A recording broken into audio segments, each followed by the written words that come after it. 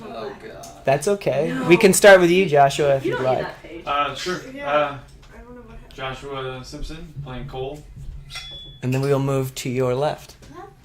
I'm Sarah. I'm reading for Jesse and the stage directions in That Time When Faith Laughs.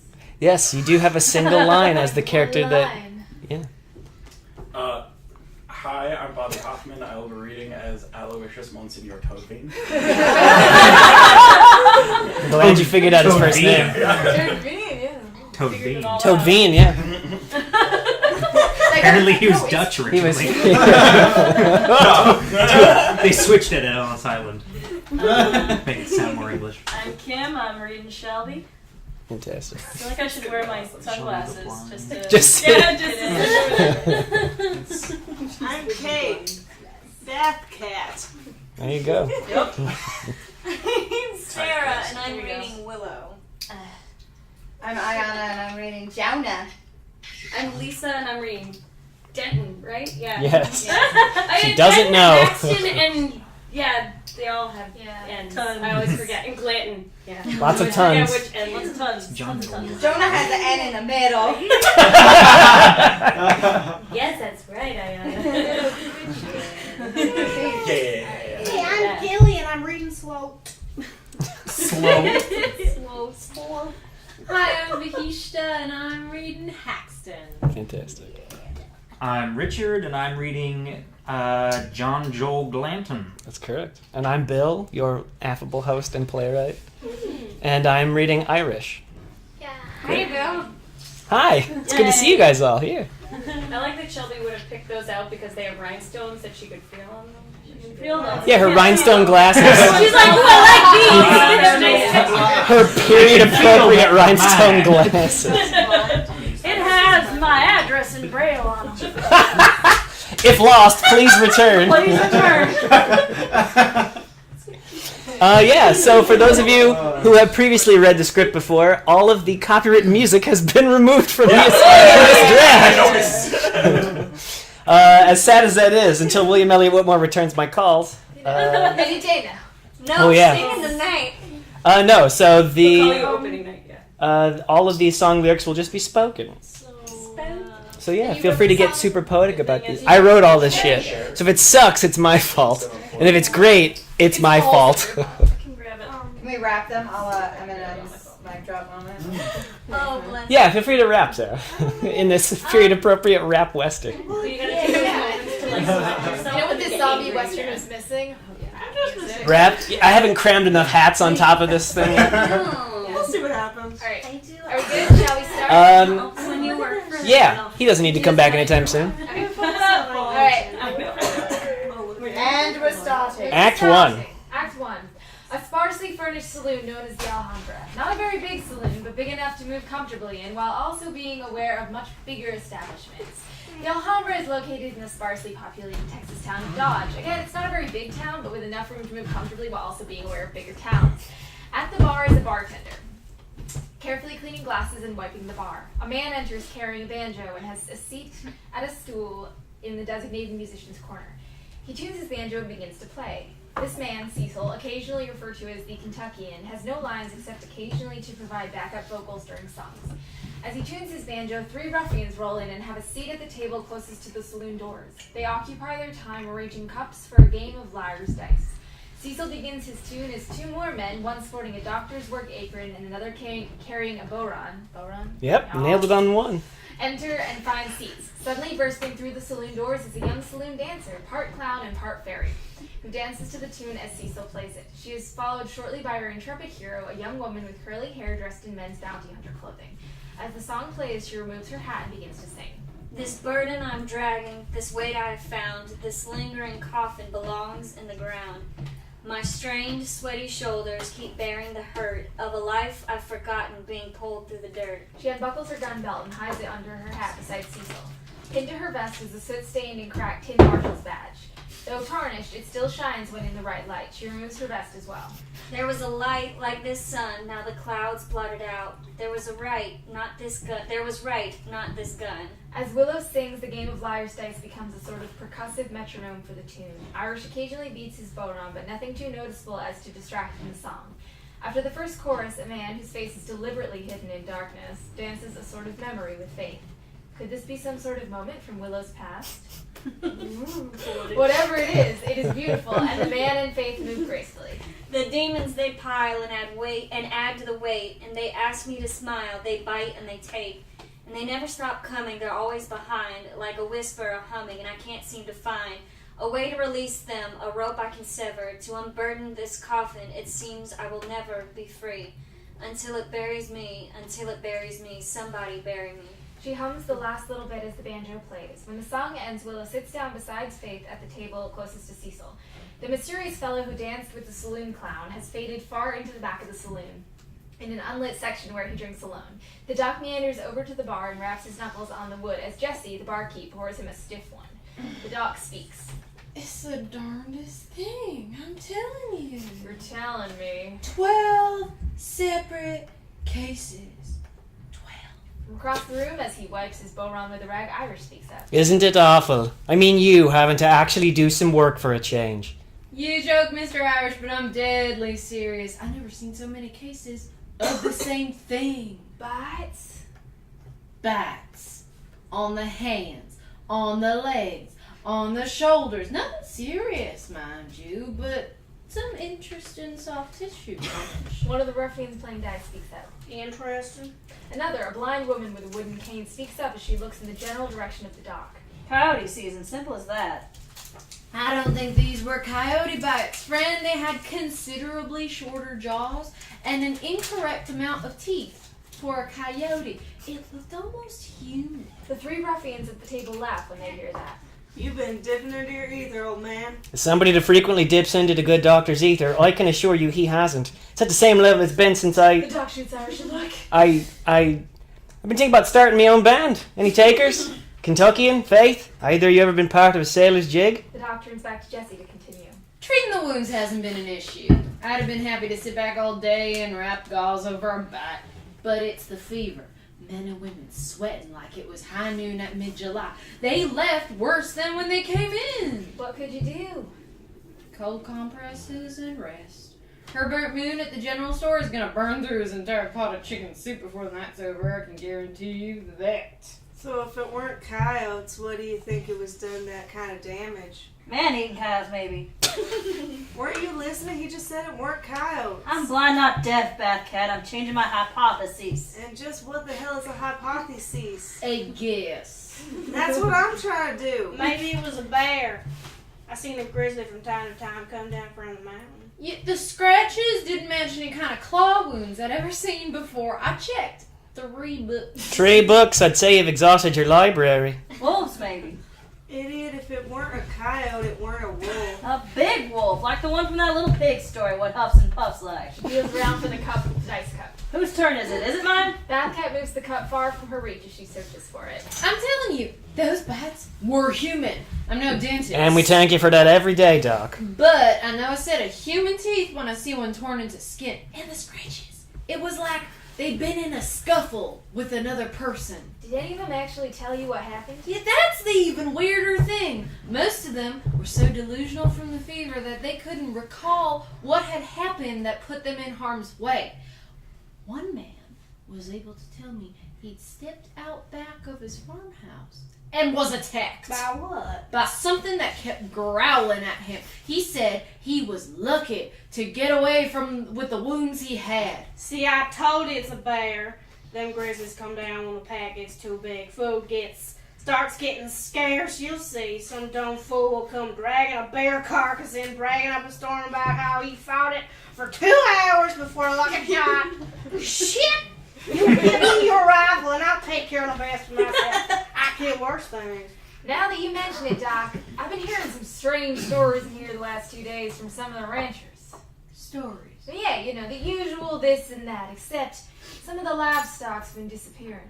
Like into thin air, or? Basically, no real tracks to speak of. Sometimes they'll find a carcass way up yonder in the hills, but it's torn to bits and rotten by the time they find it.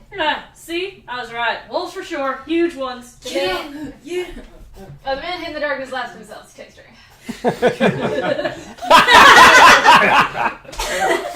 You don't think think we have a lone predator stalking the outskirts of the town, do you? Even we do, it's getting mighty brave fighting folks in broad daylight. Maybe it ain't a bear or a wolf. Or a coyote. Maybe it's them damn Apache. If this town was smart, you'd organize some kind of posse and round them all up. Them no good outlaws ain't nothing but trouble. They said that about the Irish too. But here we are, and here we remain. He reaches over to the cup of dice. Care if I join you? Maybe it's an escaped prisoner from some hole in the wall across the border on the run and hiding out, biting folks before they can turn them in. How do you explain the fever? Maybe he's got consumption. You know! Now that I think about it, I heard some strange mumblings in the jakes out behind the saloon this morning.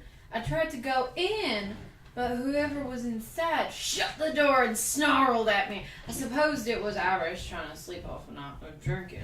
But then the entire outhouse started violently shaking. I thought it was going to come tumbling down. Well, it weren't me. What did you do?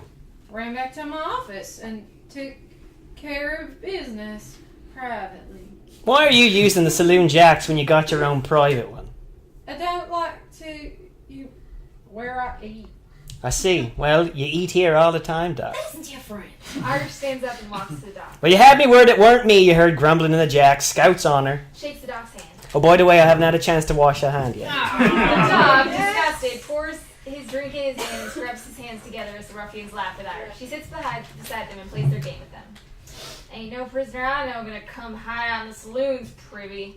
Besides, the sheriff would have found him by now. Well, if it ain't no prisoner and it ain't no Apache and it sure as hell ain't no bear or wolf, Big wolf. then what is it? It's a sickness. They all turn and look at Willow, who isn't looking at any of them.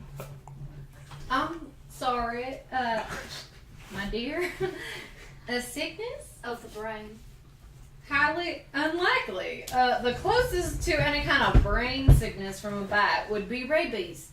None of my patients were experiencing any other symptoms of that disease. What they got ain't in a medical book. How on earth would you know? I've seen it before. Fever burns them out. They start acting funny. They drop dead, and just before they're cold, they get back up. You seen this before? Yep. How can that be? It only just started happening. You've barely been in town 2 days. 2 days. Impressive. It happened quicker last time. She takes a drink and slams the glass down. As she does, a bald man with littered scars on his forehead bursts through the saloon doors. It causes all of the saloon patrons to jump in fright. He laughs and looks around.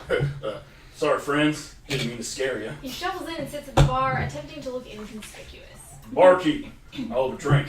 Oh, and, He looks to the dock. what are you drinking? Hey, me? Oh, well, I'm drinking bourbon. 2 bourbons, then. One from a new friend. 2 bourbons. Jesse pours the drink and hands him off. Well, thank you. That was very kind. Don't mention it. Sips the drink, then he speaks. Y'all got a lovely town here. It's enchanting. Enchanting, yeah. I can think of a few more 3-syllable words for it too. Disgusting, revolting, horrendous, putrid, or putrid-like. Shelby, the blind one, glances at Irish. Don't look at me that way. What way? Is that fellow that runs your general store always so peculiar? How do you mean? Well, he wasn't in the store when I poked my head in. I figured maybe he was in the back, putting loose items away. So I had a look around. Did you find him? I did. He was eating his cat. There's a rather deserved moment of confused silence, then Shelby speaks. Like over a fire or something? Holdvine just shakes his head. Was that a yes or a no? No fire, no flame, no cooked meat of any kind. Just tearing into it like a starved man that hadn't seen first steak in days. His face and hands were smeared with blood, and he just stared at me. Did you tell the sheriff?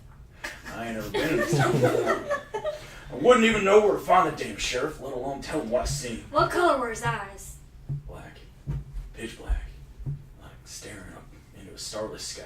Willow turns to Faith and speaks in her ear. Faith stands and wanders over to where Willow left her hat and gun belt, collecting it subtly and bringing it back to the curly-haired woman. Weren't you scared? Terrified. Well, you don't seem it. When you survive battles at both Antietam and Gettysburg, you get used to ordinary horrors. You were at Gettysburg. I were at Gettysburg too. He drinks.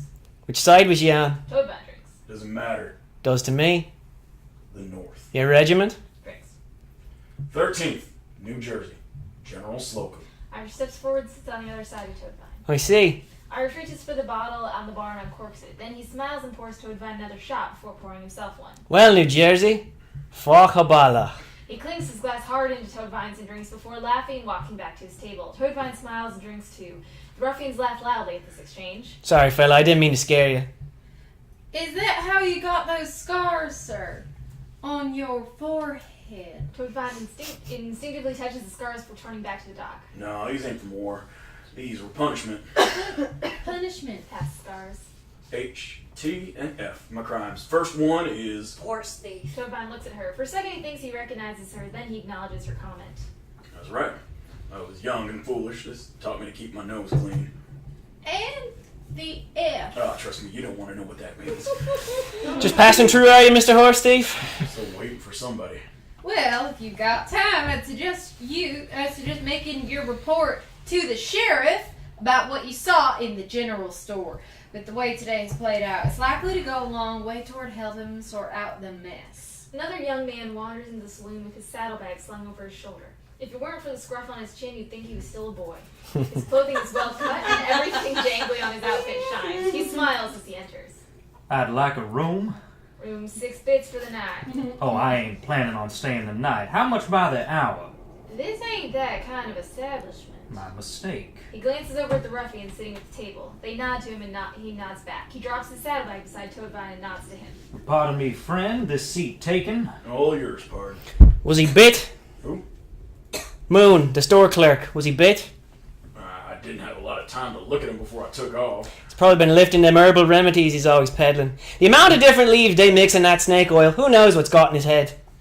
I'll have a, Do my not accent. Irish. I'll have a whiskey. Jesse pours Clayton a whiskey. He drinks it down in one go. He points to it again. I believe I'll have me another. Jesse seems hesitant but pours another. Clayton knocks it back and points again. One more. You planning on paying for these? Sure am, boy. I'm paying for them. I'm paying for all of them. He reaches into his saddlebag and pulls out a reasonably sized pouch of coins. He empties the pouch on the bar and grabs the bottle from Jesse's hand, walking around the saloon and pouring drinks into people's empty glasses. Every single one of them. Oh, I think I'm going to like this fella. Where did you come by that kind of money? Well, life's been good, Doctor. Life has been very good. He comes to Willow, who puts a hand over her glass when he offers. They stare at each other and he moves on. I've heard of your little town, Dodge, Texas. You know you want to know what it looks like on a map? Holds up his hand, making the tiniest hole he can with a closed fist. A speck. Stick a pin in it and it disappears completely. But for a town occupied by less than 150 people, y'all have got a mighty famous man living in it. Tell me, Doctor, do you know what man I'm talking about? I have an idea. Yes. Why don't you go ahead and say his name?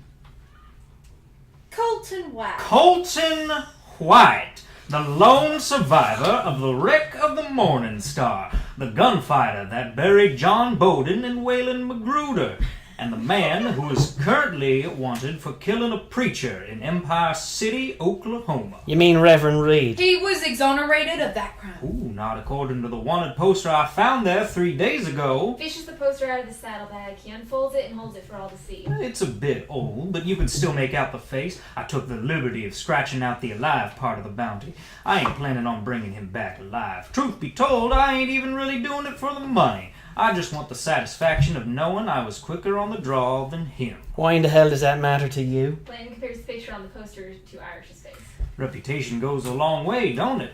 The man who outdrew Colton White is also the man that outdrew every other fella he gunned down. That's a mighty long list of dead men. So, which one of you is he? Nobody answers him. He has a laugh to himself. That's all right. I'll suss him out. He walks around the saloon comparing the wanted poster. He mutters to himself as he works. Eeny, meeny, miny, mo. Catch a killer by his toe. If he hollers, let him go.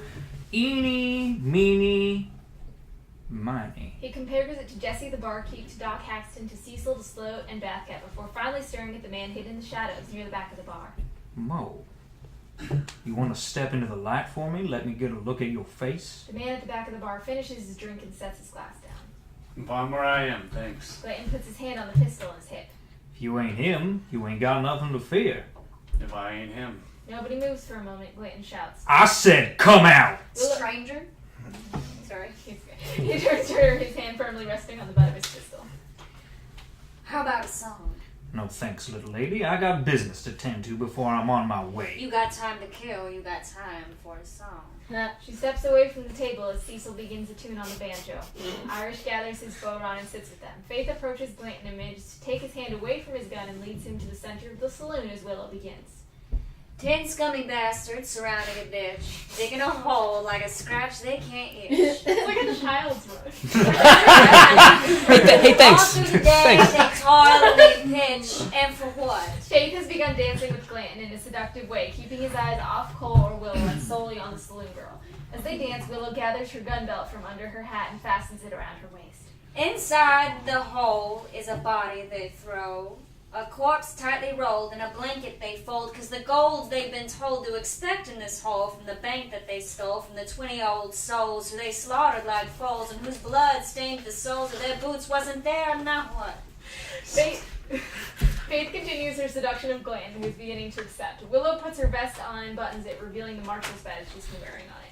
So they turn and they run, these baked cowards in the sun, from the deeds they had done, which they thought might be fun, leaving only the one with the shovel and gun to do what? Song ends. Faith has spun Glanton away from her and into Willow, who has drawn her pistol and aimed it directly at Glanton's chest. He looks confused and then impressed. He slowly raises his hands. I'm impressed. That's the first one of like how many? I'm impressed. Who are you? You know who I am. I'm afraid I don't. Have we met? Amarillo. Never been. Sure you have. Marshal Robert Parker, his wife Catherine Parker, school teacher. No. 2 bullets. Your mistake. You burned the house to ashes. I told you I ain't. John Joel Glanton, Texas Ranger turned bounty killer. You telling me that ain't you? The fella selling Apache and Mexican scouts and soldiers along the border, the head of some pathetic gang full of convicts and idiots looking to get rich, following your disreputable backside? If I'm wrong, please correct me, but I don't need some wanted poster to tell me who it is I'm looking for. Your filthy legend and your filthy smell follow you wherever you go. Paxton looks to Glanton and completely stunned. Glanton? I've heard of you. I thought you were dead. Didn't the Yuma Indians carve you to pieces? Don't believe everything you read in the papers, Doc. 2 years. 2 years I've been traveling town to town, singing night after night in poorly lit saloons looking for you. Hoping you'd wander in some night looking to rest your head and I'd put a bullet in it. I must have sang it every time in Texas by now, but it was worth it because here you are. And you ain't leaving. I'd like to know the name of the lady that's planning to kill me. From the back of the saloon, Cole speaks. Willow Parker. That's her name. Parker? Parker. You ever heard of the waif? The waif? Or the wisp?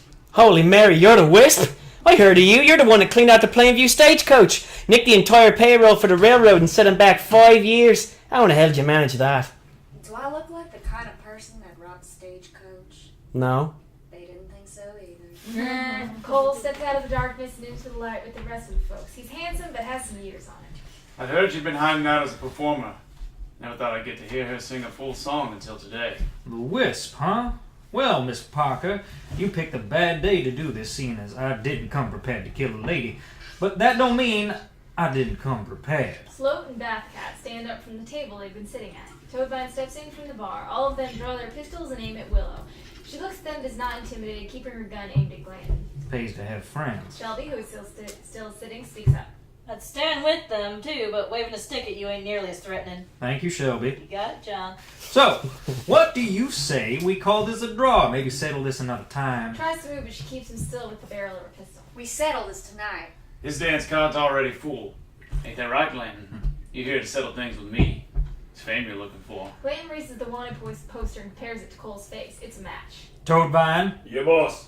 Escort Mr. White outside and alert the townsfolk. We got ourselves a gunfight to get to. Yeah, what about her? I'll take care of The her. hell you will. Let him go now, Parker. This ain't the time. Stay out of my business, gunfighter. 10 minutes ago, you weren't looking for a fight. Come on now, Mr. White. Let's go. Rustle up us up a crowd. If I'm leaving, he's coming with me. The girl's left alone. The girl is going to be the only one doing any killing here today. All you have is seat. Well, I'm on her side, gents. You better do what she says. Shut up, Irish. Outside, now! I think you're faster than my men. I'm willing to find out. Ooh, they're pretty fast. And they're about to see why I'm called the West. Now I'm really on her side. Glenn, outside! Better make a choice. I just did. She cocks the hammer back. The ruffians do the same. Sorry. Just then, two men come crashing through the saloon doors and interrupt the imminent gunfight. Everyone with a gun lowers their weapon and hides it when they see who the new patrons are. The sheriff and his deputy. The deputy is clutching his arm and cursing as he comes. What in the hell's name do I gotta come to the damn saloon to find the damn doc getting damn drunk? We ought to be in his damn office. Pipe down, Jonah. You're disturbing the peace. My arm, the son of a bitch, bit my arm. Which is why we come looking for the doc, and surprise, surprise, we found him. Would you mind looking at his arm, Haxton? It ain't awful, but it ain't good. The doc, who is noticeably spooked and sweating, turns to Jonah and his bite. You all right? Yeah. I'm fine. Let's have a look. Denton looks around the saloon at the confrontation he interrupted a moment ago. They all look guilty, but he hasn't quite caught wind of it. Everything okay here? Oh, everything's peaches and cream, Sheriff. Peaches and cream. All right. Jonah lies out on the bar as the doc examines the bite wound. Another one. Fascinating. Simply fascinating. Tell me what happened. I'll tell you what happened. I went around to investigate Moon's general store. Folks ain't seen him around all day. So when I poke my head in, Herbert Moon himself comes lunging at me, covered in blood and growling like some rabid dog. I tried to push him off me, but this son bitch had the strength of 10 men. And while I was crawling away, the fool bit me. Now, why on earth would he do that? He's a being, I'll admit it, but he ain't no damn cannibal. I don't know what he did. Ask him yourself. Well, Deputy, you're the 13th person I've seen today for something like this. And of those 13, you're the only person to tell me the complete story. You're telling me you've been treating bites like this all day? More than ever. It's like an epidemic. Hell's bells! Cole, you want to come with me and talk to Moon? I could use a hand like yours. I don't think I can spare the time, Sheriff. Why not? You ain't got you ain't doing nothing but drinking. I'm afraid it's a bit more complicated than that. What are you talking about? What the hell's going on in here? Before anyone can answer, Herbert Moon shuffles into the saloon. He is smeared with gore and looking very dead.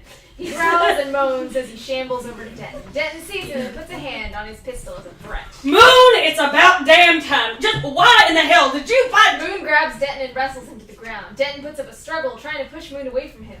There is now chaos in the saloon as the doc, Jonah, and Jesse are all yelling at the fight between Moon and Denton. Irish rushes over and pulls Moon off Denton. Get the hell off him, you shite bag! Moon then turns and attacks Irish, hissing and snarling at him. The two roll to the floor and struggle for a moment, causing the ruffians to now start yelling in the commotion. Clayton tries to get away in the commotion, but Willow grabs him by the shoulder and puts the gun to his back. Oh no, you ain't leaving this ain't over. Cole pulls Moon off of Irish and flails like a dying fish to get away from the fight. Cole and Moon now struggle for a moment, with Cole falling backwards onto a table and the snarling Moon snapping his jaws like a hungry dog at him. Irish draws his hunting knife and stabs Moon in the back. Nothing happens. The undead Moon turns and growls at Irish, who retreats in fear. Sloat, in the chaos, has raised his pistol again, aiming for Willow. Cole sees this and is able to kick Moon away from him, and the bloody man lands on Sloat, who collapses under the weight of the shopkeeper. Moon takes a large bite out of Sloat's throat, causing a considerable amount of blood to spray from the thrashing man's neck. He cries out in pain. Help me! Oh, God, help me! Irish grabs the shopkeep by the knife sticking out of his back and lifts him away from the injured Sloat, while Cole charges at Moon with his gun out. The pistol whips Moon across the back of the head, dropping the clerk for good. Irish stares at the bloody knife in his hand that came out as Moon fell dead. I think I'm gonna be sick. Bathcat attends to the bleeding Sloat, putting a hand on his neck to stop it. Help him, somebody. Doc! The doc shakes out of his panic and attends the bleeding ruffian. Steady now, don't fight me. Just hold tight here. Keep pressure on it. Yes, that's good. Just hold still a minute. If you just give me a moment. Now, please. Just hold. I said hold him. Pressure here. Yes, good. Thank you. Wait a moment. Hold it. If you just... Sloat stops moving. He's gone stiff. Everything goes quiet. For a long while, nobody speaks. Does somebody want to tell me what the hell just happened? In that instance, everybody speaks at once. If I had to pull it off, it would be on you too, boy. What the hell am I gonna saw you just seeing? Murderers! Taking prison Damn it!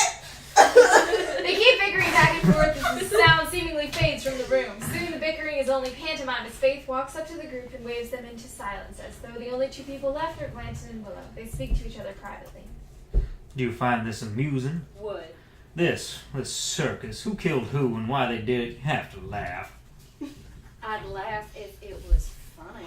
It is! And do you know what else is funny? She waits for the rest of it. You actually think you're gonna kill me. You'll avenge whoever it is you've been dragging behind you for 2 years. It's funny. You know what I think is funny? Please. This morning was your last breakfast. Willow laughs about as well as she can given the circumstances. If you're on a journey of revenge, you'd better dig 2 graves. Faith moves again, seemingly raising the volume of the pantomime back to the chaos it was originally. I'm not interested in Friends, just calm down. While they bicker and squabble, Sloat opens his eyes and the doc skitters away and Sloat sits up while the men bicker until they all notice him. Slow. Bathcat reaches down to help him up, but Sloat grabs his arm and bites him in the wrist. Bathcat howls in pain. Oh God, my wrist! He's got my wrist! Help! Get him off him! Bathcat pulls away, ripping a large chunk of his flesh off. It hangs out of Sloat's mouth as Sloat stands to attack.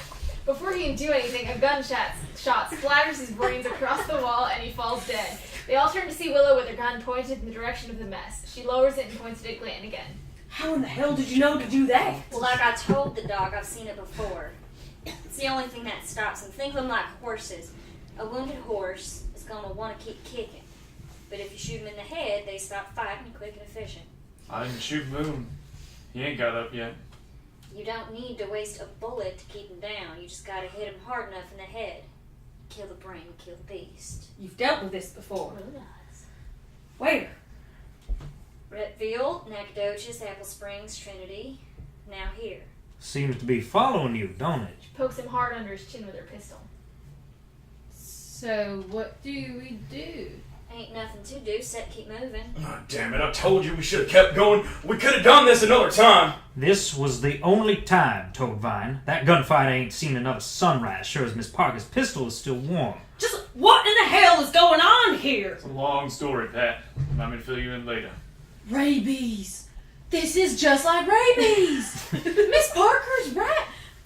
There's nothing to be done. What in the hell are you talking about? You shoot a rabid dog, don't you? If this disease is spread from infected saliva through a bite or a scratch, or God help us, just breathing the infected air, this could cause major problems. I've seen 12 people today. In that time, who knows who might have come in contact with?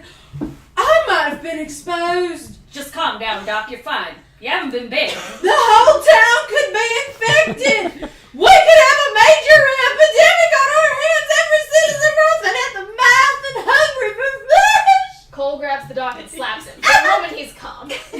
Are you calm? Yes. Thank you. So, what in the hell are we supposed to do? Can I suggest getting rid of the bodies? He's right. We have to remove the disease from the room. Leaving them around to rot is how plagues spread. Quickly now. Cole, Jesse, Irish, and Denton collect the body of Sloat and drag him out of the saloon together. Toadvine attends to Bathcat's wounds, wrapping it in a handkerchief he pulled from his pocket. The dog tries to drag Herbert Moon, but he can't move him. The dog is a fairly weak man. Could somebody lend me a hand here? Relax, Doc.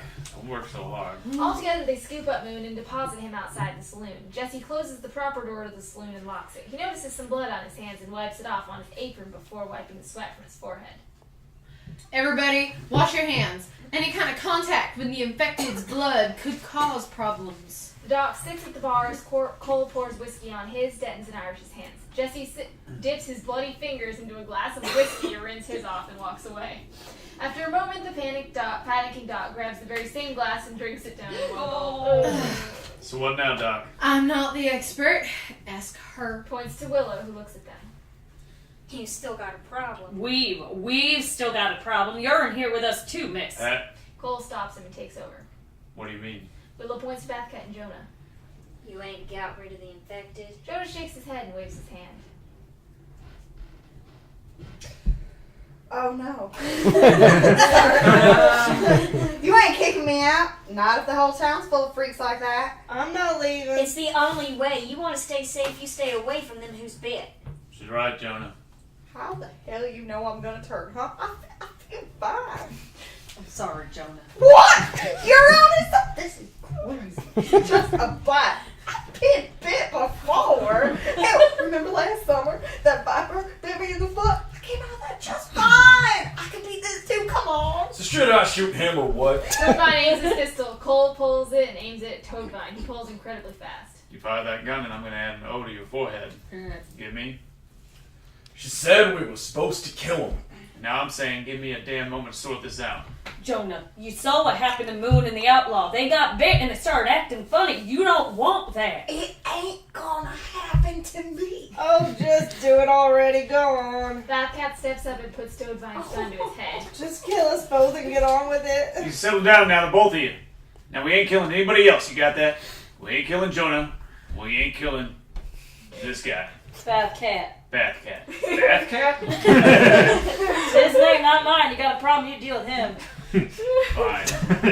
We ain't killing Jonah, and we ain't killing Bathcat. So just settle down.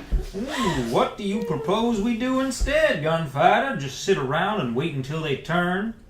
Miss Parker? Willow looks at the men, then back at Faith. You got 2 dead men outside. You got 2 more in here. 3, if I have my say. 4, if this piece of garbage gets his duel and wins. Find a chair and get comfortable, gentlemen. Nobody's going anywhere for the rest of the night. Then it happens. The sounds of shuffling from outside. The low moans getting closer and closer to the saloon. The footsteps getting closer and heavier. The moaning gets louder and scarier. Then thump, thump, thump, thump. The sound of hands pressing and pounding against the walls of the saloon. The creaking of the wood bowing from the leaning weight of the undead outside the door. That sounds like a lot more than 2 outside. I was right. How many are there out there? Cole steps forward and looks through a crack in the wall. After a moment, he steps back and says nothing. Denton asks again. Colton, how many are out there? Cole looks at Denton. We're leaving. Cecil begins a tune on his banjo. Irish wanders over to his bodhrán and plays along when he can. Faith moves through the room as Willow prepares another song. As Willow sings, Faith interacts with the patrons of the saloon, calming them or giving them strength as necessary. I'm digging my grave with a hollow point shell. With every spent cartridge, I'm closer to hell. The hole, it is deep, the grave, it is wide, with enough room to cover my corpse and my pride. I'm digging my grave with each new mistake, each tune I have whistled, each orphan I make. The hole, it is deep, the grave, it is wide, and soon it shall swallow my leathery hide. I'm digging my grave in unstable sand and unspoken creeds with trembling hands. The hole, it is deep, the grave, it is wide, with only my pistol here strapped to my side. She holds out her arm and Faith locks an iron manacle around her wrist. In another swift movement, Willow puts the other end around Glanton's wrist. He struggles to get out, but he is now chained to Willow. She smiles and finishes the song. I'm digging my grave and I'm digging for you. This hole's deep and wide, with enough room for 2. The banjo stops playing. As the lights fade on the action in the saloon, only the sound of the undead massing outside can be heard. Act 2! The lights flicker in as oil lamps being newly lit to adjust to the darkness outside of the saloon. A grandfather clock chimes 12 times, midnight. In the dim light, Willow steps forward, flanked by Irish and Cecil. Willow lets out a belter of an opening note to begin. Cecil and Irish dive in, playing the banjo hard while Irish keeps a steady, driving beat. Well, midnight rings out like a storm and my heart echoes like a well.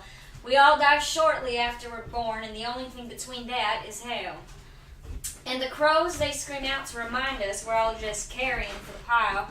Each of us, all owes a death. It's our choice if we go out with style. The minutes lead to hours, and the hours consume the days, like a thirst too impossible to be sated, like a debt only destruction can pay. And the crows, they scream out to remind us we're all just carrying for the pile. Each of us all owes a death. It's our choice if we go out with style. Faith enters, dancing rough and clumsily, but with the kind of confidence only a fool could possess. Midnight blackens the day, and the chickens all come home to roost. The horses are all making hay, and the end of this life is the noose. And the crows, they scream out to remind us we're all just carrying for the pile. Each of us all owes a death. It's our choice if we go out with style. The lights get brighter and pull back, revealing Jonah and Bathcat tied to chairs and facing back to back. Cecil and Irish separate as Willow walks between them and joins the scene again. The group stares at the infected, not saying a word. Jonah and Bathcat look back at them, also not speaking. After a moment or three of awkward waiting, Shelby speaks. Well, how the hell long is it supposed to take? I told you, we ain't gonna turn. They will. When? I don't like just standing here waiting for him to go. For some, it takes a while. Others not so much. We're fine. You bet. Can't take a chance, Jonah. Look here, mine ain't as bad as his. Just let me out, and if he starts to go, you can time it back up. Honest. If you let him out, you let me out too. This is stupid. So what if we line their heads up? We don't leave one bullet finishing both. Christ, we ain't talking about killing him anymore. Keep your damn mouth shut. You can't tell me what to do. I'm the sheriff in this town. Ghost town. I am the law, and what I say goes, and we ain't killing him. Denton turns and swats Irish with his hat. Whose side are you on, Irish? I'm just saying, and I'll only say it once, the horse thief's got a point. We only need a single bullet if you line their heads up. Don't go up as the argument continues. How are they, Doc? Their temperatures have raised significantly. Mr. Bathcat more so than Mr. Jonah. But it's nothing dangerous yet. See, we're fine. I reckon it won't be bad till morning. Now, since I ain't planning on sleeping in this chair, cut one loose. What if we threw them outside? What? You know, out with the rest of them. I mean, it's not like they can get more sick. They're already bit. Let them fend for themselves. Oh my God. It's not a bad plan, Jen. No. No? We can't open. Sorry. We can't open that door. Open the door and they'll overrun us. We don't have enough rounds between us to stop them all. Plenty of bullets for those inside, though. Shut up. She yanks at the manacles, which rattles Glenton. She brings up a good point. We don't have the kind of firepower we need to take them all. And as long as we're all stuck in here with each other, I propose we forfeit our guns. Are you crazy? I'm not giving up my gun. What if one of them gets in here? Then we'll deal with that when it happens.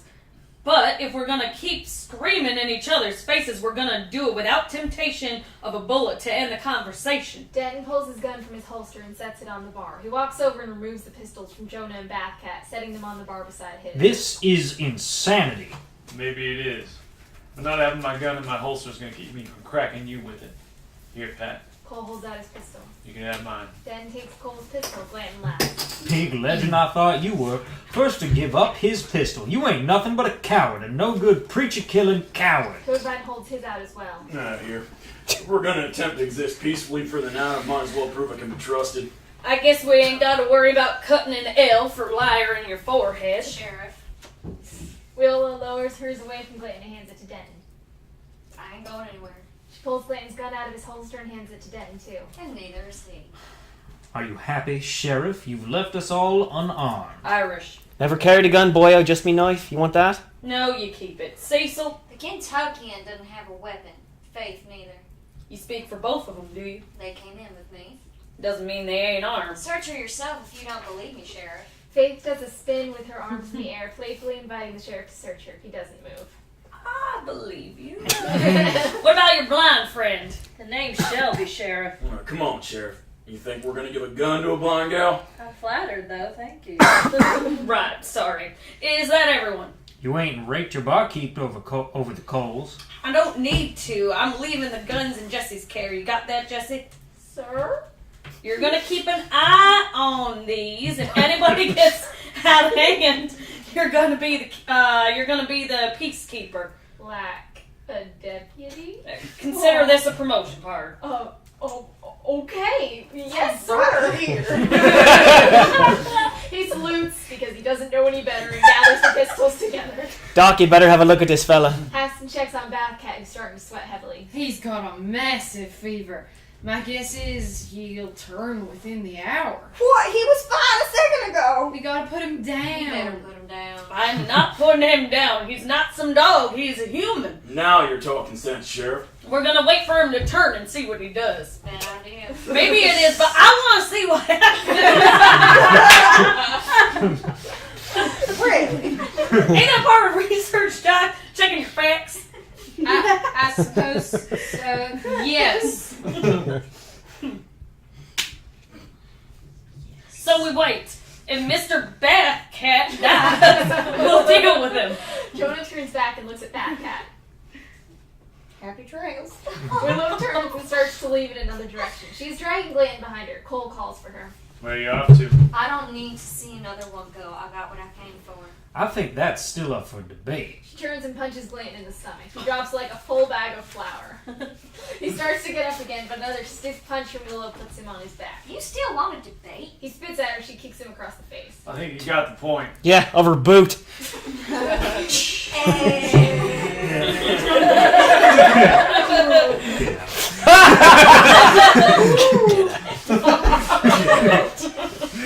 He's gonna be asleep for a little while. You got something to say to me, or are you just here to get in my way again? I've been watching you. Try again. She uncuffs herself from Glanton and puts the manacle on Faith, who smiles and bows slightly.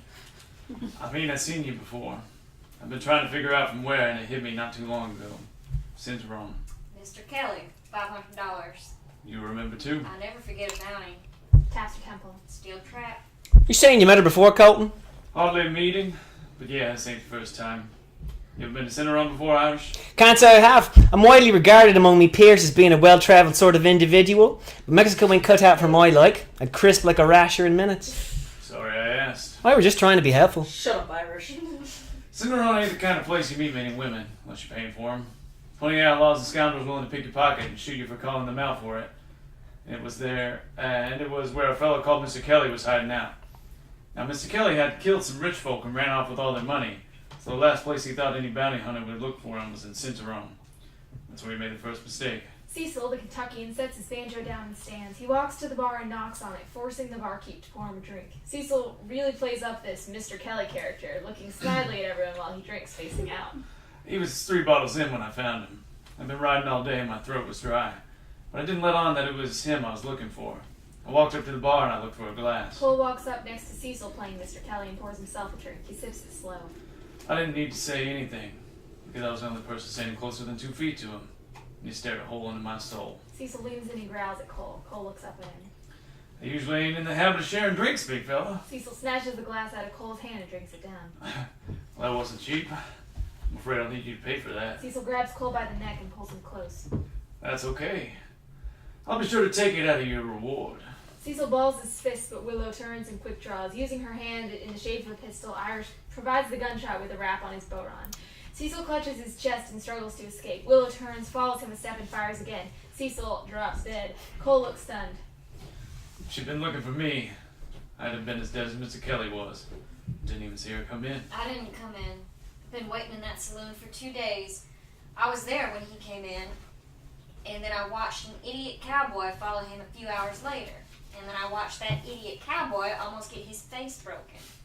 Needless to say, I didn't collect that bounty. She rolled him out of the saloon and right to the jailhouse. $500, and I ain't never had to go back to Mexico. That ain't the end of my story. My apologies, Kit Marlowe. Keep spinning your yarn. Before I left that night, I ducked into a nicer establishment, hoping to rest my eyes for a few hours and caught the tail end of the song. Cecil picks up the banjo and starts playing part of a slow song. No words necessary, but a slower version of the song lies under the dialogue. It was sad, but satisfying.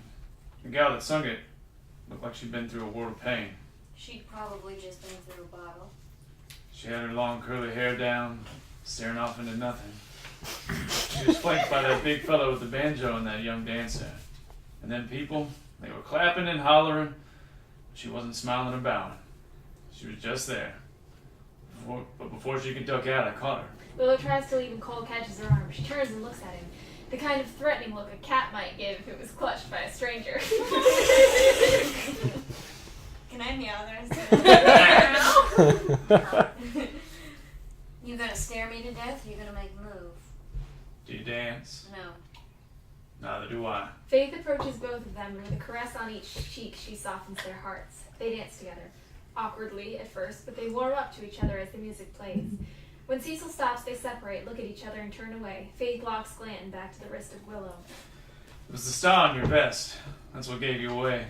The gal I danced with had that exact same star, cracked and black. Fire damage, I reckon. The bounty hunter that shot Mr. Kelly dead had the same star pinned to her vest, too. That's how I knew it was you. The Wisp.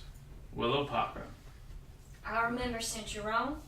I remember Mr. Kelly. I remember being too drunk to care, but I don't remember you, gunfighter. I'm sure you'd like me to feel bad or be sorry, but the truth is I ain't. I was on the job, like right now. It's more to life than the job. No, there ain't. After you killed him, after you've made him pay for however he wronged you, what do you do then? I reckon I'll ride a little lighter. I'll move on. Doc makes a startled gasp as he takes a step back from Batcat. It's happening. Batcat is breathing heavily, covered in sweat, and struggling to keep his head up. Do you let them, Toadvine? You hear me? That's an order. Don't you let them. He loses control of his head and it rolls forward. His breathing is labored, and after one sharp inhale, he goes limp. Everyone just stares at him. Is he dead? Nobody says anything. Jonah cries out again. Is he dead? Yeah, he's dead. I don't get it. Jonah's been bit longer. Why ain't he died yet? Are we really gonna spend time jawing about that right now? Cut me loose from this fool! Alright, goddammit, just settle down. We'll get you free of him. Denton steps to Jonah and reaches back to Irish. Let me have your knife, Irish. Irish nods and hands Denton his knife. Toadvine counters the two of them and stands behind Shelby. Willow watches him and takes a step closer to Faith. Faith, honey, Faith steps a little bit closer. you still got your lucky charm. Faith nods. Good girl. We're gonna need it in a second. What are we gonna do with him, Sheriff? Once I get Jonah free of him, we're gonna roll him out of the saloon before he turns. You sure that's It's wise? better than a bully. You got a better idea? You heard me, Sheriff. He gave me an order. Something's not right. Cole looks to Willow and then to Jesse. Jesse. I was always a good soldier, Sheriff, How's that? and I always follow an order. You're too late. Toadvine pulls a concealed pistol from Shelby's belt and reaches for Cole. Willow grabs him instead and throws him out of the way. Toadvine instead grabs the dock and pulls him in like a shield. Jesse spots the scuffle and grabs a pistol off the bar, aiming it at Toadvine. Hold it, Mr. Horse Thief! Don't! Jesse fires first, but the shot hits the dock in the chest. No. Toadvine and Jesse empty their pistols into each other, with one of the stray bullets from Toadvine's gun striking Denton in the thigh and dropping him to the floor. He cries out in pain. Bathcat sits back up, newly undead, and begins moaning and growling as he turns and tries to bite Jonah. Oh God, help! Irish grabs the knife that's been dropped and starts cutting Jonah free. Jesse, whose gun is empty, drops dead behind the bar. Toadvine tosses the dock full of bullets to the floor. Willow pulls a concealed derringer from Faith's garter. Cole stands and tackles Toadvine away from the others and into the bar with a hard thud. Willow cries out to Irish. Irish, down! Irish ducks. Willow fires. The bullet hits Bathcat before he can bite Jonah. He slumps over dead, his brains scatter across the wall. Toadvine grabs Cole and spins him, putting him in a choke and pointing his pistol at his head while crying out to Willow. Hey, Wisp! Willow and Toadvine stare each other down. Say adios to your bow.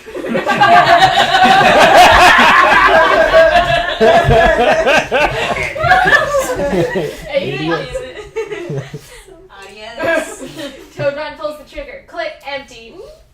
Cole seems surprised as Willow calmly points her derringer at Toadvine. She shakes her head at him and shoots him in the shoulder. He releases Cole and staggers back to the bar, dropping the empty gun. You missed! Nope.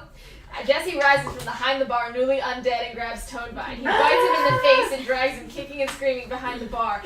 The crunching sound of flesh and bone being torn away with each bite can be heard from behind the bar. Cole stands and looks at Willow, who hands the empty derringer back to Faith. The look is simple between the two of them, and when the time is right, he steps away from her, grabs his pistol at the bar, and steps behind. Bang! Bang! The sound of pain and tearing flesh ends suddenly. He steps back around and grabs Willow's pistol. He walks to her and holds it out, which she takes. Did you know he was out? Doesn't matter. Yeah, it Sorry. does. She stares at him for a long moment before answering. No. Cole nods and walks away from her. He needs a moment, and a long one at that. Irish checks on Denton, who waves him away. I'm fine. You've been shot. And the only man who can fix it is lying dead over there. The dog comes back to life. He sits up, looking lost, before locking eyes with Irish and growling. He ain't lying down anymore. Irish grabs the leg and walks to the dock.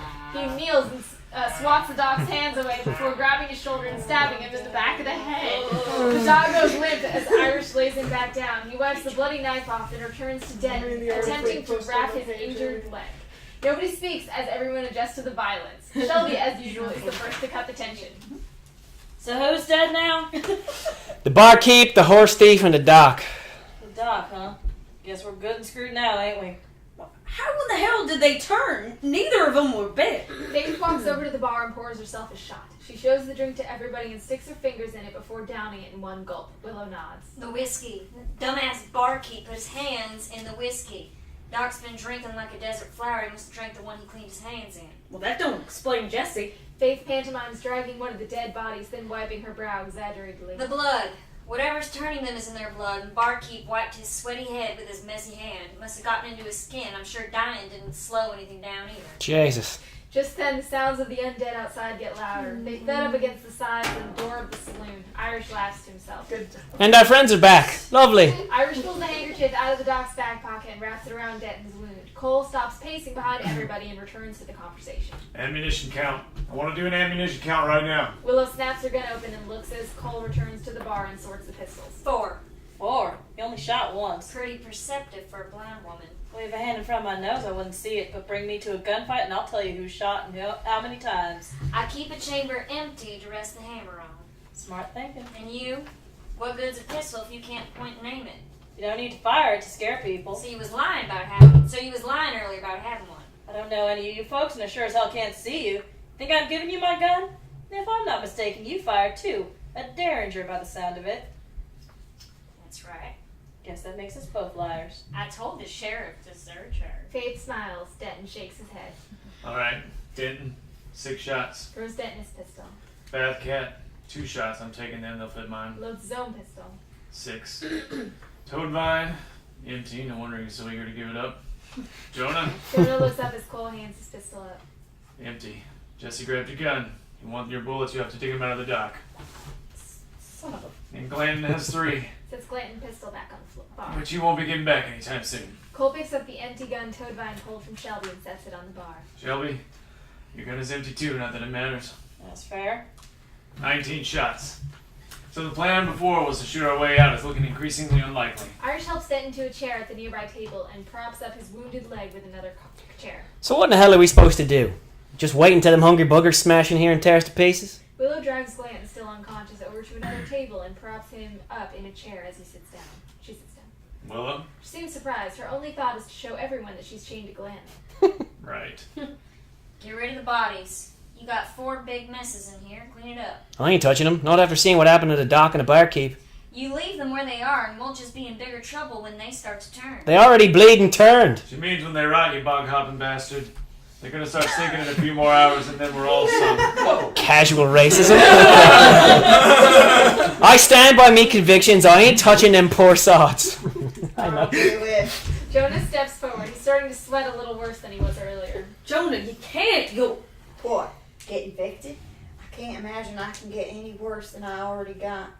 You let me take care of them as soon as our friends outside quiet down. Cole looks to Willow, who nods in approval. Cole nods to Jonah. All right. Jonah walks behind the bar and drags the dead bodies out from behind it and arranges them in a convenient pile by the door. As he goes, Glanton wakes up from his trip to unconsciousness. He smiles, he shakes his head, and runs his tongue around in his mouth. Oh, I guess I ain't got to see that dentist after all. Oh, why don't you lean a bit closer? Let me give you a kiss to say thanks. He yanks on the manacles, but Willow draws her pistol and puts it in his face. Hook her up. Thought we made this a fair fight. Didn't the sheriff say no guns? That shit went out the window when your friend, the horse thief, drew on us while the other one turned. I'm afraid the gang's dead, John. You're on your own. I still have you, Shelby. I wouldn't bet on that. I think these folks are starting to grow on me. It's a shame we're all gonna die. Don't be so quick to condemn us, my optically deficient amigo. I've broken out of bigger chains than this, been the prisoner of nastier folks, too. Shut up. Your dad didn't throw a punch as good as you, but he was a devil at interrogation. I said shut up. She goes to yank the chain again, but he grabs it and keeps it taut. Did it ever tickle your curly-headed brain why I did what I did to them? Because you're a soulless scab on the chapped asshole of a mule. He laughs. It was a pretty good insult. Your daddy, the armorer of Amarillo. Is that right? That works. What the hell? Adios.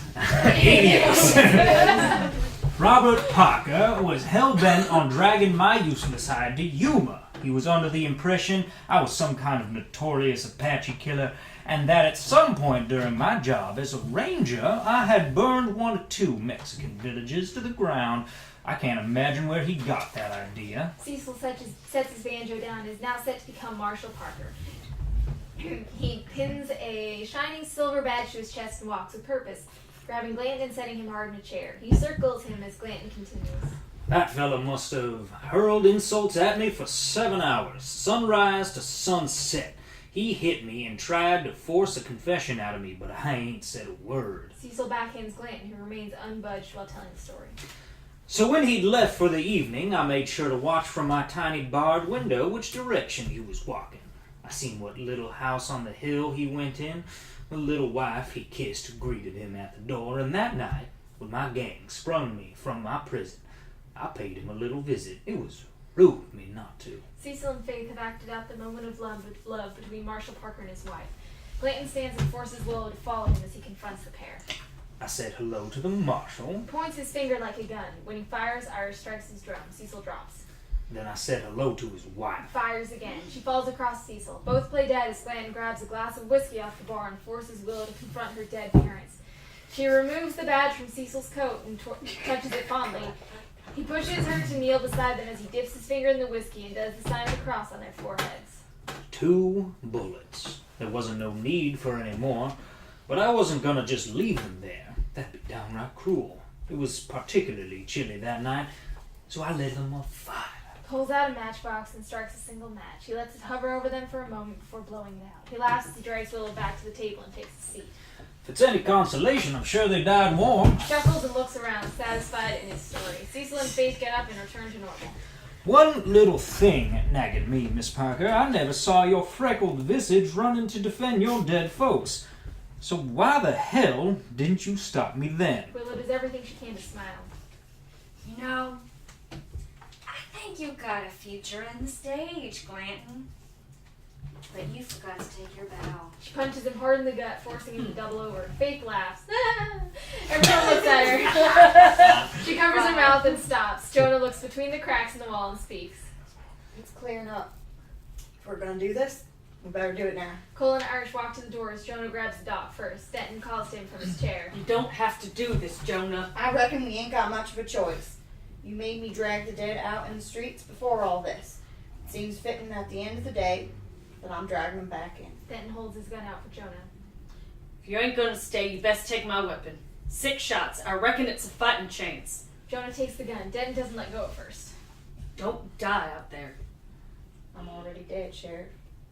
Where I drop don't much matter now. Jonah tucks the gun into his belt and scoops up the dock. He looks to Irish and Cole. In and out. Real quick like. In and out. In and out. I'm sorry, I don't know why. I cleaned up the mess you made when you first came to town. Remember that? That fella with the hunting knife? Yeah. It's kind of sweet that I get to die cleaning up your last mess. I'm touched, Jonah. Did you want to keep reminiscing, or do you want to take care of this?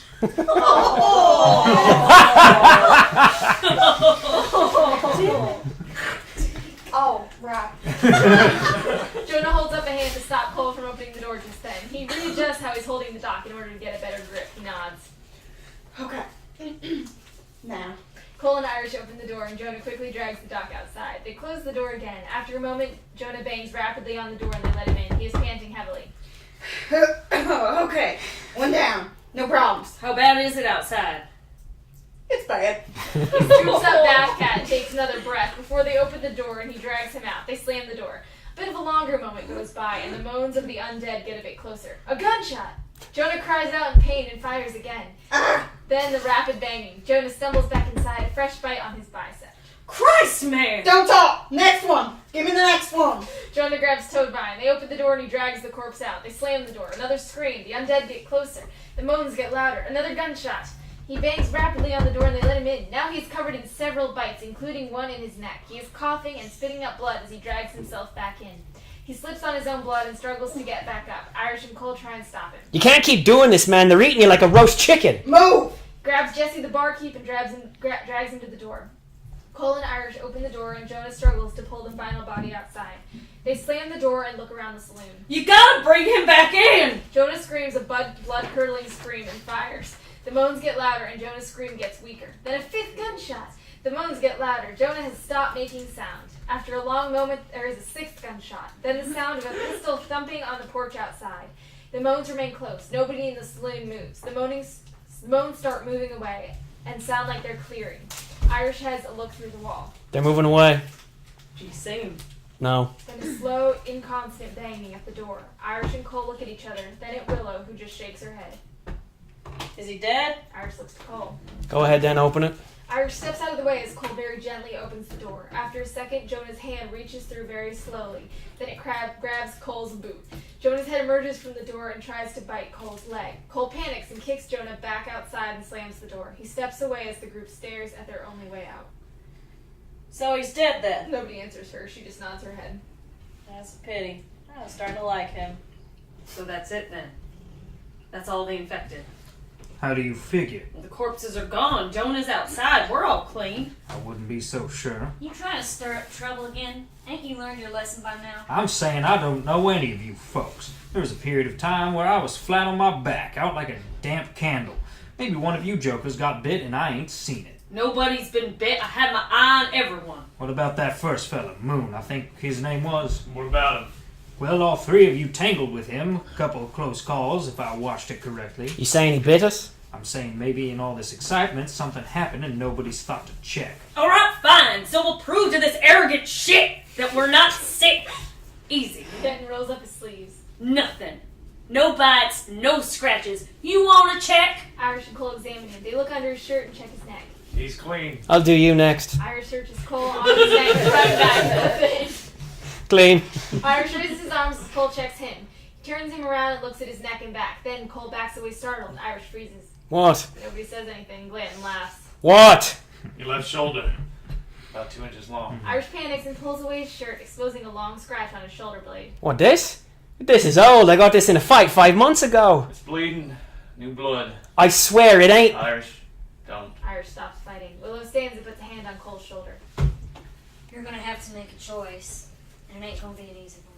She approaches Irish, caresses his bearded cheeks, and attempts to give him a comforting smile. Faith walks up behind him and hugs him hard. Irish is nearly in tears. I'm sorry, Irish. That's alright, boyo. Comes for all of us, I guess. Pulls his knife out of his belt and gives it to Denton. I think you ought to have this. Sorry about your gun. Thank you, Irish. Picks up his bow on and cuts it close. He looks to Cole. Give me a minute, will you? Chance to sell things? Of course. Thanks. Irish walks up to Faith and Cecil. He smiles. You just want to know what it's like being part of a sailor's jig? They nod. Good. Because I know just a tune. Gas lamps in the saloon fade out as the moaning of the undead horde begins to pick up. Act 3. Dawn crests the horizon and slowly creeps throughout the final act. Sitting centered at a chair is Irish, his bow resting in his lap. He's flanked by Cecil, who has exchanged his banjo for a penny whistle. Faith dances in as Irish begins banging on the drum and Cecil plays on the pipe. I'll tell me ma when I go home. The boys won't leave the girls alone. They pulled my hair, they stole my comb, but that's alright till I go home. She is handsome, she is pretty, she's the belle of Belfast City. She goes a-courting 1, 2, 3. Please won't you tell me who is she? Albert Mooney says he loves her and all the boys are fighting for her. They're knocking at the door, ringing at the bell till you know my true love, are you well? When she comes out white as snow, rings on her fingers and bells on her toes. Oh, Faith Murphy says she'll die if she doesn't get the fella with the roving eye. Tell me ma when I go home, the boys won't leave the girls alone. They pulled my hair, stole my comb, but that's alright till I go home. She's handsome, she is pretty, she's the belle of Belfast City. She goes a-courting 1, 2, 3. Please won't you tell me who is she? Let the wind and the rain and the hail come high, let the snow come tumbling from the sky. She's as nice as apple pie, and she'll get her own love by and by. When she gets a lad of her own, she won't tell them all when she comes home. Let them all come as they will, it's cheeky Irish she loves still. Tell me ma when I go home, the boys won't leave the girls alone. My hair, stole my comb, but that's alright till I go home. She's handsome, she's pretty, she's the belle of Belfast City. She is a-courting 1, 2, 3. Please won't you tell me who is she? Oh, she's handsome, she is pretty, she's the belle of Belfast City. She's a-courting 1, 2, 3. Please won't you tell me who is she? On the final note of the drum, Cole appears and steps in front of Irish. Irish nods. For Kabbalah. Shoots Irish directly in the head. Fucking hell. Who leans back and then slumps forward. His drum gently rolls from his grip to the floor. Cole walks away, ashamed at the act. Faith and Cecil approach Irish's body on either side and gently bend a chair back. Together they drag Irish across the saloon and out the front door. Faith looks back to Willow before leaving and then makes the choice to go, tossing the key to the manacles to her protector. Together Faith and Cecil leave, closing the saloon door behind them. Shelby speaks. I suppose I'm the next one to go then? All the interesting folks keep dropping like flies. No, we're quite safe now. For a moment, I'll admit, I was a tad scared our fortunes might take a turn for the worse. We've cleaned up most of the riffraff. We'll be able to look back at this and smile in a few hours. Well, he won't, Clayton points at Cole. but I will. Clayton makes a finger-gun pantomime shooting Cole. We don't have to let a little thing like the end of the world spoil our fun. It ain't too late to crack this gal on the head and uncuff me. We can still have our little duel. This is if you still got the spine I figured you did. I mean, you just shot your dumb Patty friend in the face. I think a little thing like the dead coming back shouldn't spook you none. Irish was scratched. Was he? You came to that conclusion, not me. You saw us fighting the moon. That I did, but I didn't see Moon scratch him. Cole just stares at Glenn, speechless. Glenn smiles. That feeling. That's your conscience gnawing at you, rolling around, that decision in its mouth, getting a good taste of it. Maybe you don't like the taste. Maybe Irish was okay, but you shot him all the same. Me, I personally don't know the feeling. My conscience is particularly fussy eater. You son of a bitch. Cole cocks his pistol. Glanton looks to Willow. Careful, Miss Parker. Mr. Whitehair's looking mighty volatile. Maybe that nasty temper of his is why he splattered a church altar with a reverend's hot blood. If you knew Josiah Reed like I did, you'd have killed him too. What was he? Some kind of sodomite? That would at least explain why you shot him from behind. Killer of women. They found him on his knees in front of a crucifix. After he murdered 6 whores. It would have been 7 if I hadn't intervened. That ain't what the townsfolk told me. If the townsfolk knew, they'd have stopped him sooner. Hell's bells, Colton. If you ain't the biggest splitter of hairs I ever met. 2 wrongs don't make a right, and killing a killer ain't gonna save you come Judgment Day. You had a look outside recently? I think Judgment Day came and went. Oh, if that's so, it looks like it left all the guilty folks. The gunfighter that kills reverends inside their own churches. The sheriff that can't control his own podunk town. The blind farmer's sister stupid enough to follow me into Mexico to make a quick buck. You better keep a civil tongue in your head or I'll crack it open with this stick. I ain't exactly some helpless newborn calf over here. Oh, you hush up, Shelby. I'm on to something here. An equivocating murderer, a greedy follower, a lazy lawman, and a prideful He opportunist. looks to Willow and smiles. What do, darling? You ain't some singing bounty hunter. You got some other guilty skill set. Because it damn sure ain't honoring your father and your mother. Willow, enraged, stands and grabs Glanton. She flings him to the ground, forgetting in the moment she is chained to him, and she tumbles after him as she rolls. She struggles to get up and violently punches Glanton back to the floor. She beats on him, letting out all the pent-up anger she's been holding on to. Everything she couldn't do during his speech about her parents. He is speaking as she beats him. Go ahead, try and smile now. I wondered how long it'd take you to snap until you beat me to a bloody mess. I knew you were holding back before. Look at you go! 2 years! 730 saloons, 862 songs, but it was worth it for every dent in your miserable face. She beats the piss out of him during the next 2 speeches. Somehow he keeps getting back up. He fights back when he can. That's the problem with you dumb hayseeds in these local towns. You get too attached to things. You start feeling for people. Did I bat an eyelash when you killed my whole gang? I'm still here. I see all your pain and suffering, and I can't help but laugh. You people, you weak and pathetic baby birds, just chirping for help. One stiff breeze and your whole nest goes tumbling down. You lose everything. Your friends, your partners, your children, even your parents. You ought to know a thing or two about that, Miss Parker. Pulls her pistol and points it at his head. Ain't you learned nothing tonight? You shoot me in the head and I go down for good. No pain. Thanks for reminding me. She breaks a nearby bottle and stabs him in the hip. He cries out in genuine pain and falls to his back. She twists the bottle into the wound and he howls like a dog. She stands, puts her boot on the injured hip, and aims her pistol. Elbow or knee, you get to pick. Enough! You don't get to decide when it's enough. This cowardly prick didn't kill the only people you ever loved. That don't make it right. An eye for an eye, gunfighter. Ain't that what it says in the Bible? Poor passage to quote Miss Parker. Think about this. I've spent...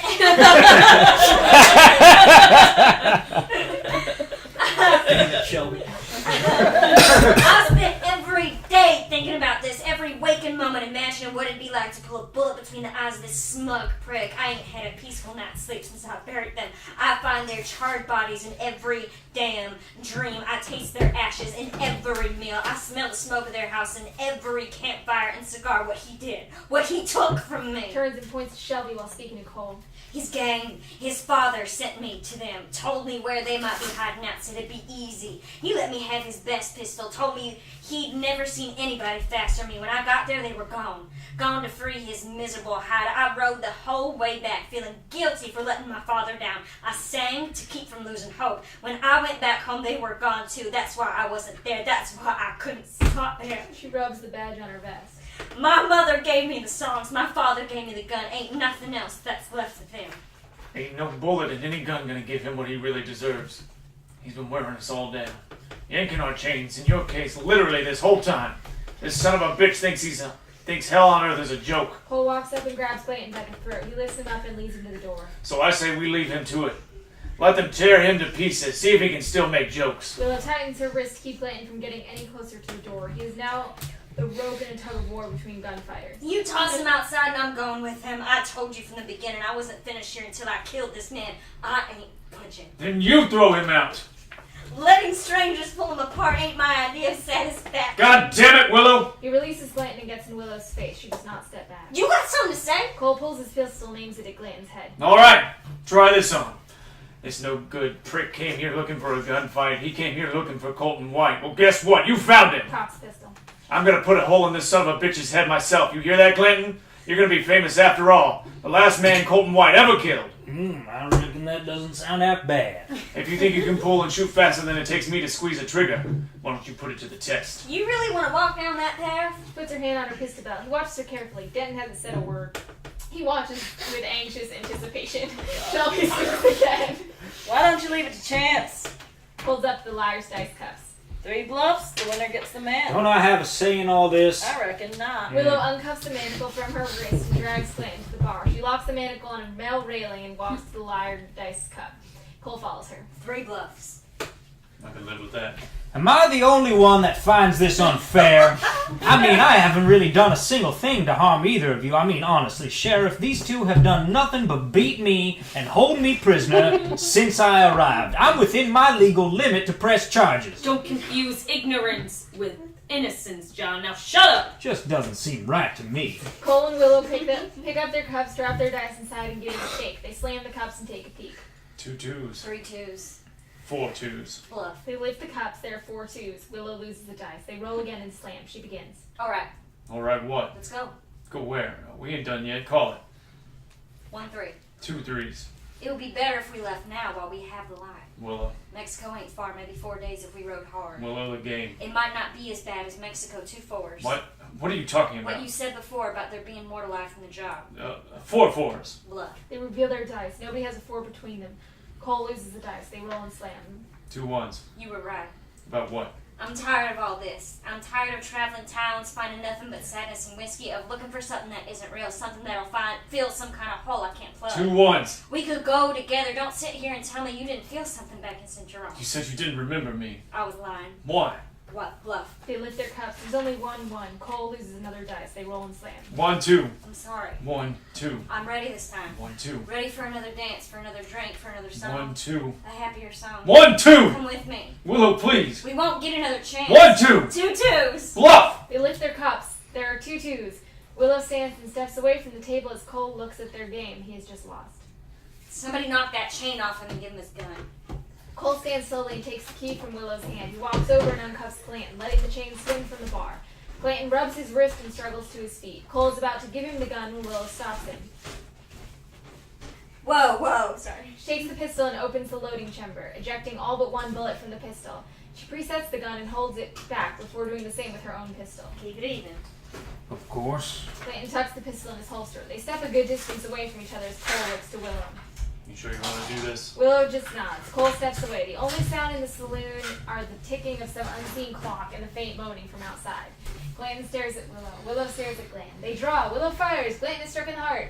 He didn't even get his pistol all the way out of his holster. He staggers forward, tries to aim, and collapses. He does not get back up. She waits, stepping back and picking up one of the bullets she removed and reloading it into the pistol. She notices Cole's hand on his own pistol. Didn't believe I'd hit him. Just making sure. At least now you know how I got my nickname. You didn't shoot him in the head. No.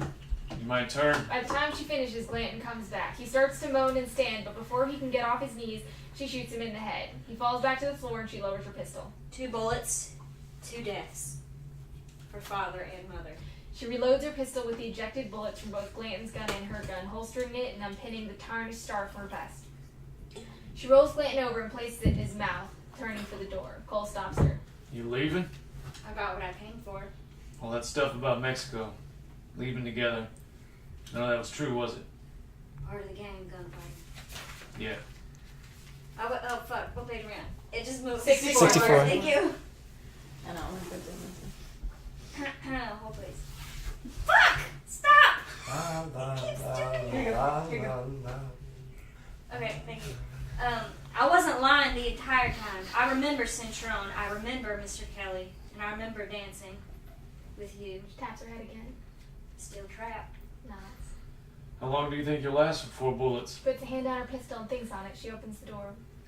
Long enough to dig my grave, I reckon. She leaves. Cole grabs Glanton and drags him behind the bars. Denton painfully limps from his chair to the table Shelby is sitting at. So what now, boys? It's morning. It lasted longer than I figured. Should have made a bet on it. That's a lot of good that'll do me. Ain't nobody left to win money from. Cole walks to their table with a bottle and 3 glasses. He passes them out and fills them. Ain't nobody gonna care if we drink this whiskey then. You trust the contents of that bottle? Nope. And none of us have much time left anyhow. No use in wasting it. You know something? I'm glad I missed my chance to kill you. Thank you kindly. I suppose if we're all going to be torn to bits, there's no point in being sober. They clink their glasses together and drink. You think she'll get very far? She left everything she was carrying right here. Sets the tarnished badge on the table. I imagine she'll be riding a little lighter now. Fills their glasses and they drink again. Cecil's banjo music can be heard and he enters the saloon playing. Willow follows him in hand with Faith. The final survivors do not see them and do not acknowledge them. Willow begins to sing. It was so good to see you again, to embrace you once more like an old remembered friend, that cracked glass demeanor with winter whispered eyes, like the breath of God blew out the blizzard from the skies. And I've always admired that look in your face, lined with scars like the hot desert sand, how you spoke without speaking, not a word from your lips, helped me shake out the rage in my hand. As she sings, the undead bang on the walls and burst through the door. They slowly swarm the final survivors, and as if in slow motion, they are viciously torn apart and dragged away. This can be as graphically realistic or as heavily stylized as is desired. While it happens, the lights slowly fade down so that the only people illuminated are Willow and Faith, perhaps in a single spot. I've spent all these days drinking whiskey and beer like a cactus that's never seen rain, clinging to memories that once I held dear, that were buried by torture and pain. Then you gave me a look that stuck deep in my soul, like an arrow from a Navajo bow. I could breathe once again from a time before when pain was all I'd known. And I've always admired that look in your face, lined with scars like the hot desert sand, how you spoke without speaking, not a word from your lips, helps me shake out the rage in my hand. Willow kisses Faith's hand as she dances off. Cecil disappears as well, despite still playing. Only Willow is left in the light. How you spoke without speaking, not a word from your lips, helped me shake out the rage in my hand. As the banjo music ends, Willow is alone. She unbuttons her sleeves and rolls them up, revealing numerous bites up and down her arms. Some look more infected